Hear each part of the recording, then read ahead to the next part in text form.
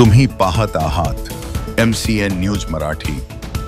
अकोला जिल्ह्यातील बार्शी टाकळी तालुक्यातील पिंजर police station हद्दीतील भेंडी महाल शिवारामध्ये सौर ऊर्जा प्रकल्पाचे काम सुरू आहे। दरम्यान भेंडी महाल ते पिंजर रस्त्याने सौर ऊर्जा प्रकल्पाचे इलेक्ट्रिक पोल उभारण्यात आले होते, परंतु काही अज्ञात चोरट्यांनी पोलवरील ॲल्युमिनियमचे इलेक्ट्रिक तार चोरीची तक्रार पिंजर पोलीस स्टेशनला देण्यात आली होती।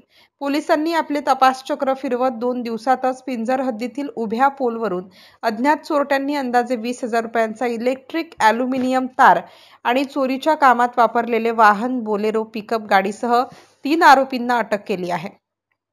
पिंजर पोलिसांनी अवघ्या 2 दिवसातच तक्रार प्राप्त होताच चोरट्यांचा शोध घेऊन 3 आरोपींना मुद्देमालासह अटक करण्यात आली आहे।